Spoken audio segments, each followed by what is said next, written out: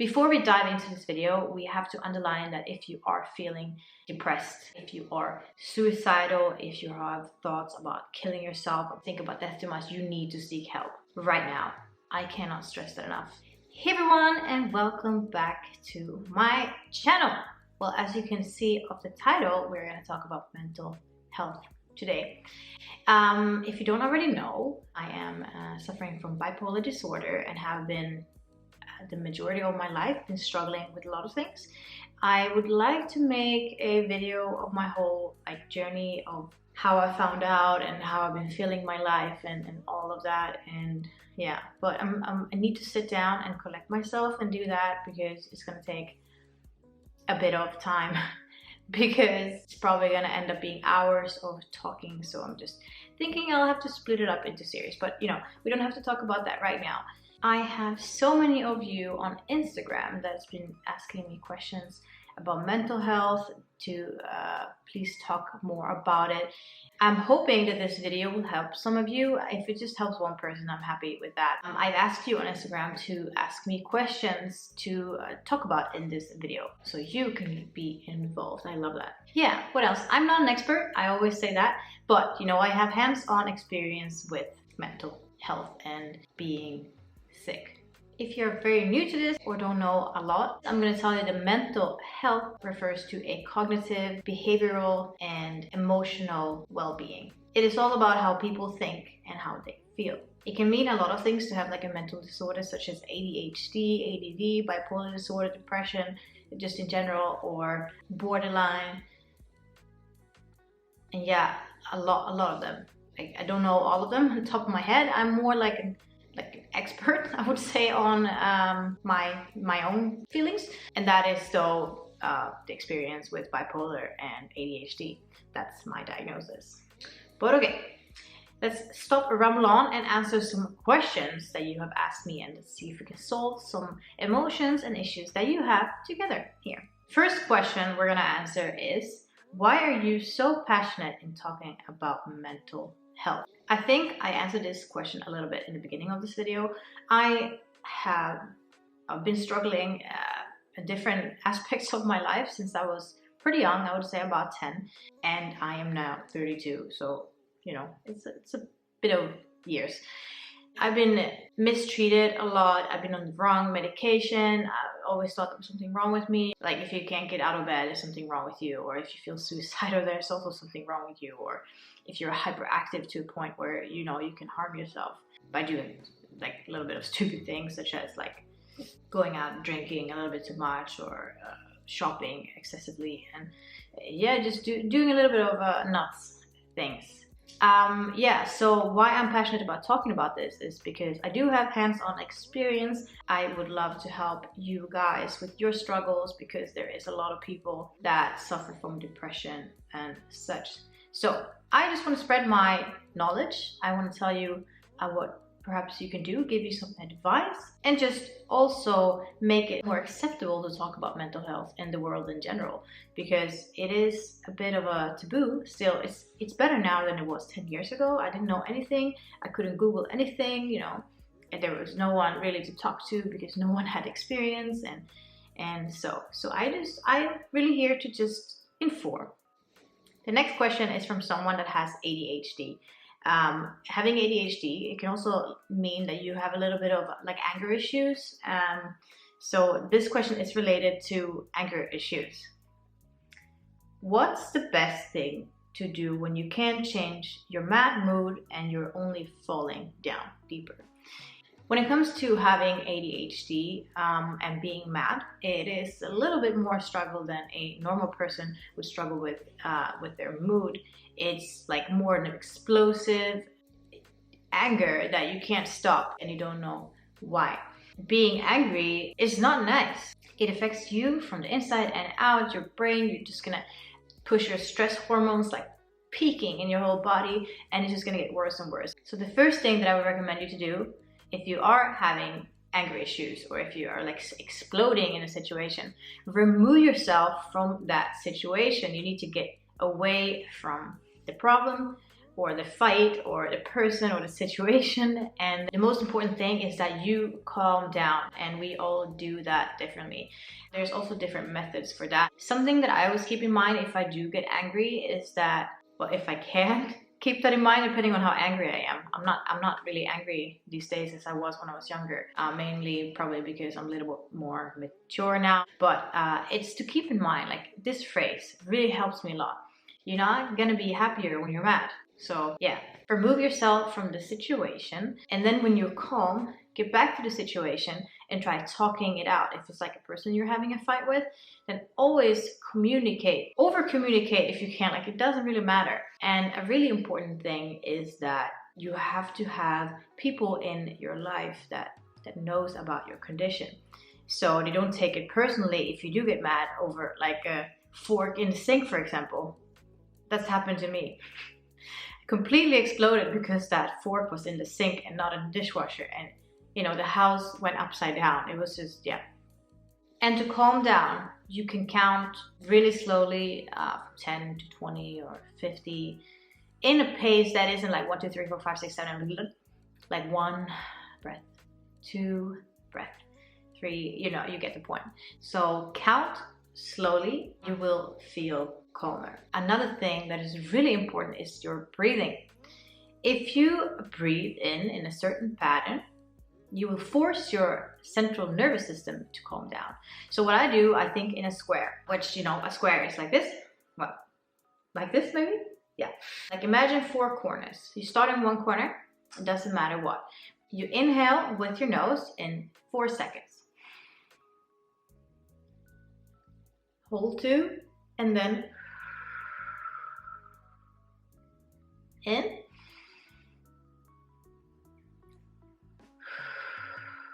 This exercise will force your central nervous system to calm down. It's inevitable to not calm down.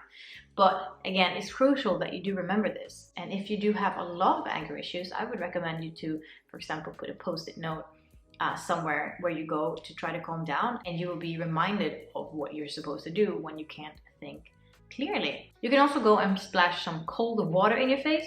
That helps with just shocking, and you get distracted. Those are the tips that I would recommend for anger issues. Force yourself to leave the situation, calm down, breathe, count, splash water in your face. And then always when you have a fight, go back and solve the problem together with the ones you're fighting with, because that's really important. And we're going to talk about anxiety now. Anxiety is something a lot of us are suffering from, as I see in the question field. There is no need for me to rant on the specific questions. Let's just talk about anxiety in general, because most of the questions are the same. How to deal with it, what are the physical symptoms, how do we calm down from it, what is causing it, and when is it time to seek help. So first of all, what is anxiety? Anxiety is the natural way for your body to respond to stress. It can have to do with anything. It could be starting a new job, going out with friends when it's too crowded, going to school, not being able to sleep, breaking up in relationships. It can be more or less anything.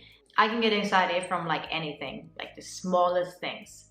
So it doesn't have to be like big things. Like, I can just be at home and just get anxious for, I don't know what, like, for example, the sun is shining and I want to go outside, but I don't feel well enough to go outside, and then it starts raining, and then I'm feeling mad at myself because I didn't go when it wasn't raining. You know, these little silly things.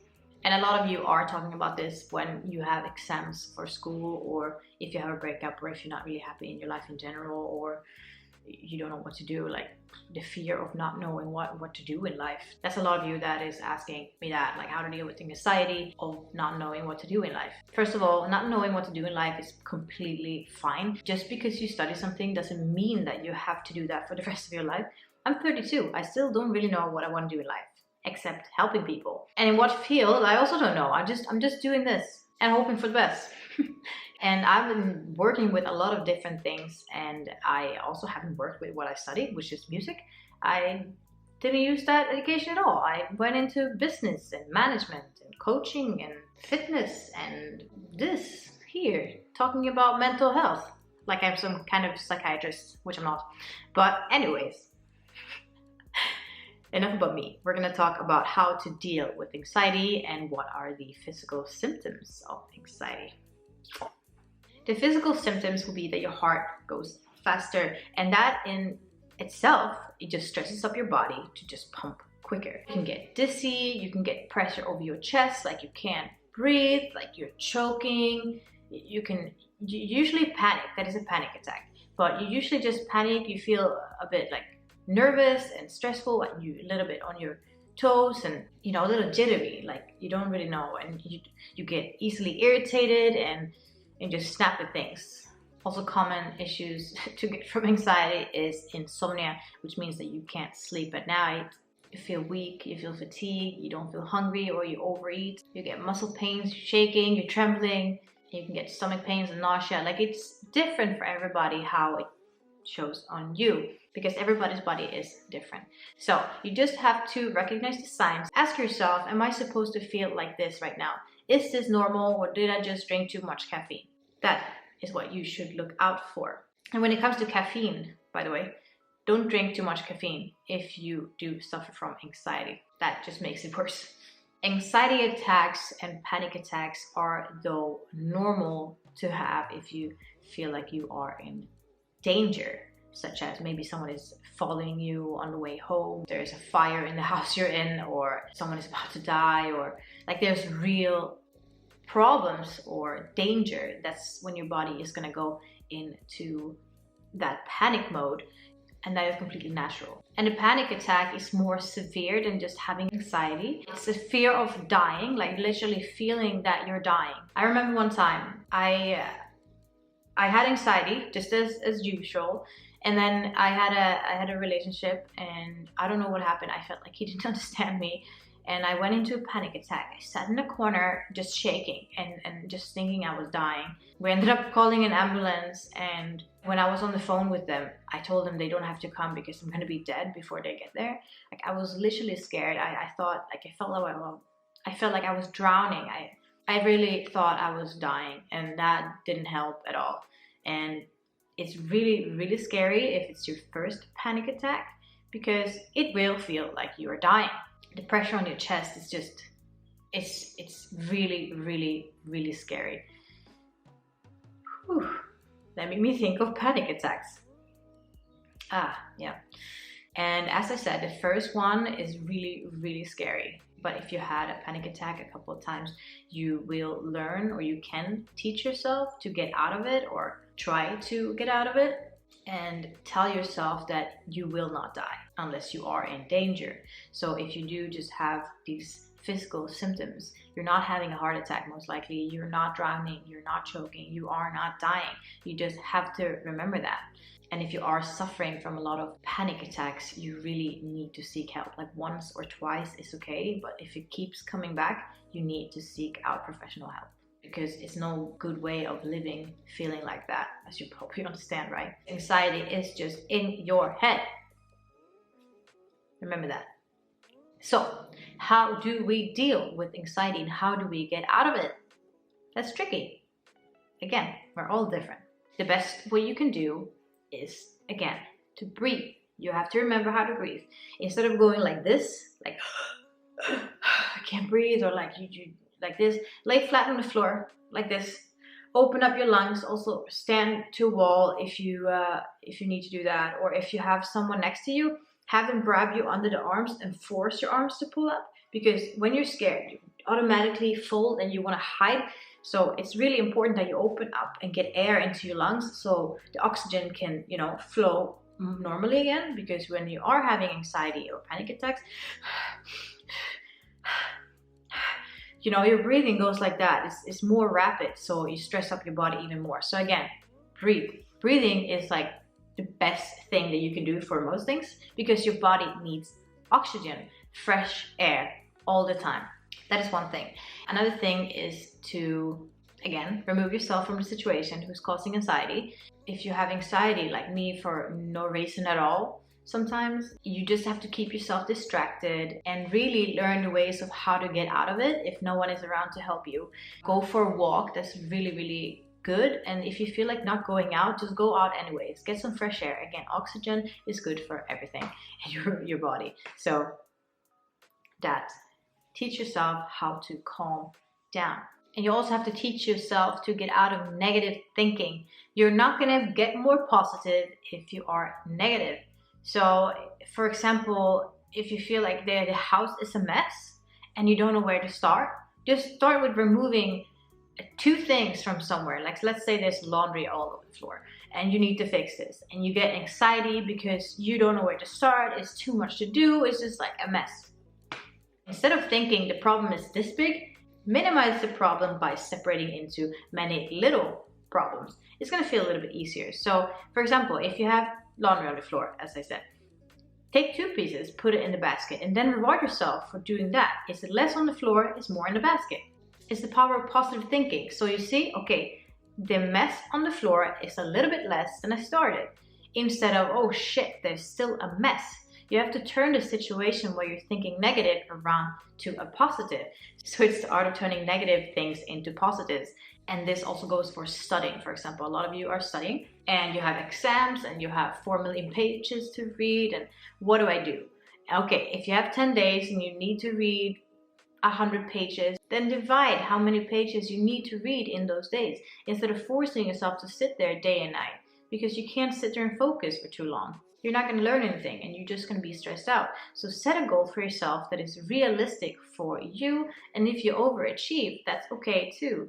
But just set a goal that you feel like you can do for that day, because some days are easier and some days are harder than others.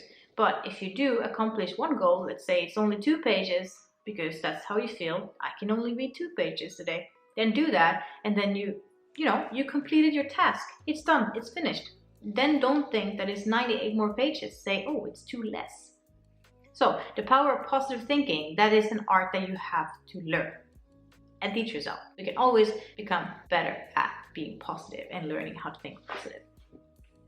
A lot of you are usually asking me, how do I keep this positive? Like, where does it come from? Are you faking it? How do I turn my negative into positive? The thing with me is that I didn't have a choice. I had to be positive in order to survive.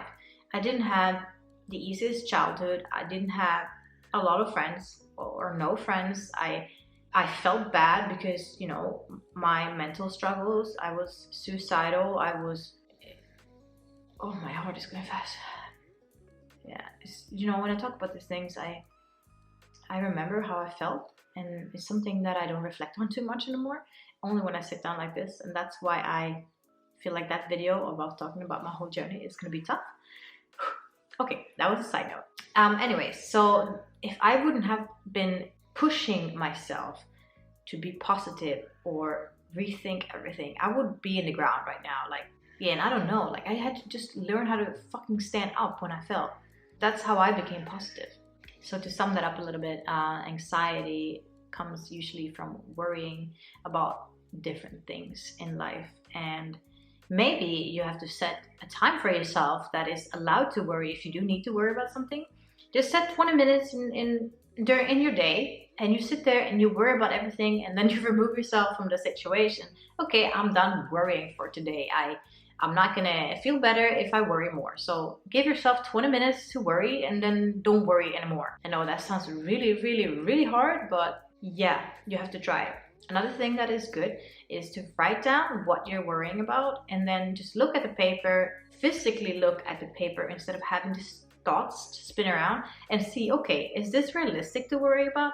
I'm worrying about the mess in the house. I'm worrying about my exam, my friends not calling me, about the corona, about that the summer is not gonna be like it was last year, or I'm worrying about not being in the shape I want to, or I gained too much weight, all these little things that you're worrying about, and then look at it in a perspective that you can actually see it. It's hard to sort things out when it's just spinning in your head, but if you do put it on the paper, you can look at it.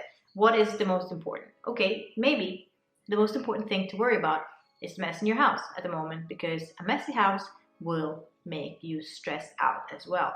To have an organized head, you need an organized surrounding and positive energy. So that's perhaps the first. And when you're done with that, you start studying and use the method, ask for a little at a time, if you do have time for that. If not, then just remind yourself that I chose this study, this is what I want to be, focus on the long-term goal, and then just smash it, because you want to be that doctor, you want to be that lawyer, or you want to be the vet, or the personal trainer, or a manager, or working in a shop, or whatever you need to do to finish your studies. So do that. Focus on the long-term goal. Focus on your ending and focus on your why. Why am I doing this? Oh, because I want to be a doctor. Yeah. So I hope those tips were a little bit helpful. Maybe it's a mess, maybe not. Let me know down below if those were helpful, and let's get on to the next question. Depression. What to do when you feel depressed? What is depression? What can I do when I have depression? It's again a lot of these feelings about depression. Depression is a mood disorder where you feel really, really sad. For example, you don't want to do anything, you don't want to eat, can't get out of bed, can't stop crying, nothing is fun anymore, life just sucks. You don't know why you're living because there's nothing to live for. It's just sadness. It's just a black fucking hole. It's just clouds all around you, and you're not interested in anything anymore. Just getting out of bed and going to the bathroom or drinking a glass of water can feel like the most difficult thing to do, or even as easy as taking a shower. I remember when I was really depressed, like I couldn't get out of bed. I couldn't. It didn't work. Like it was just like my legs didn't bear me, and I just wanted to sleep all the time. It was no happiness at all. It was horrible. And that is depression. It's a really difficult state of mind, and it's really hard to break it as well if you are suffering from long-term depression. But there's also seasonal depression, such as when it goes from summer where everything is light and green and beautiful down into fall and everything starts raining, it turns gray, it's just gloomy, and that's not a mood booster at all. Everything just goes ugh. I'm from Sweden, and in winter we don't have a lot of light. So for me, the changes of season has a big impact on me and my depression states. What's important then, if you have seasonal depression, just that, and you know that's the only reason you have it, prepare yourself. Start taking extra vitamin D supplements, omegas, exercise a little more. Make sure that you maybe decorate your house with a little bit lighter things like white blankets, or like change your environment to a lighter one, more lights. Like don't do the cozy winter preparation mood that many of us like. You need to just surround yourself with light, a lot of light, and positive vibes, of course. The people around you is best medicine. You don't have to have a lot of friends that knows about your condition or that you feel depressed. You just have to have at least one person that checks in on you, okay, comes over, helps you get out of bed, cooks for you, or like do something positive together. Have people in your life that helps you through the dark times. And when it comes to this now, it's also very common that you don't want to talk about this with anyone because you feel like they're going to judge you. The fact is that most people suffer from depression some point in their life, and this is what I really don't like about mental health, that we don't talk about it enough, and therefore we can't learn more and we can't make it acceptable. It's still just a fucking taboo. The scariest thing for you might be to just open up to someone and tell them, hey, okay, look, I'm not feeling good, I feel sad, I can't do anything, I think I'm depressed. I just need you to know that because I need help. It's really hard to ask for help. I never really done that until it's too late. So that is a really big advice I'm going to give to you, that you need someone in your life that knows about your feelings. Maybe not everything, but just that if you go into like a sad mode and you can't get anything done, instead of pushing people away, bring someone into your life that can really help you. And how do we know when to seek help for depression then? Okay, it's normal to feel sad for a little bit if something major happens in your life. If you lose someone, for example, after a breakup, after big changes in your life, then it's normal to be a little bit depressed or low. But in many cases with this, you have to seek professional help as well. If your depression just stays with you for a longer period of time, you're wanting to hurt yourself, or you're thinking about death, or you're just pushing everybody away, and you feel really unhappy and miserable, you need to call your doctor. You need to call them and you say, hey, okay, I'm sad, and they have to help you, because it's crucial if you feel like that you don't spiral down. You need to get out of it. It's important that you get the right help. Could be hard to get the right help at first, and of course there is medication that can help you treat depression, but then of course you have to go to doctors. Do not self-medicate, such as taking drugs to ease your pain, painkillers or other drugs, or drinking alcohol just to numb the pain. And it's just no solution, because it's going to make you feel even worse and you are going to spiral down. So it is important to seek professional help so they can give you the right medication and treatment. So you can talk to someone, talk to a psychiatrist, or even just call a support line. And a line like that could be good to look up when you're not feeling depressed, so you have it saved in your house somewhere, like in your phone. And then you can just have it in mind, so you don't have to sit there and look it up when you do need to call. So that is a little tip as well. What I do when I'm depressed, so hard. I'm really good at giving advice and helping other people, but when it comes to helping myself, I'm a little bit worse at that. I know that everything I'm saying right now will help you, and it would help me too if I just remember to do it. I haven't been depressed, like really depressed, in a long time. I would say maybe 2 years.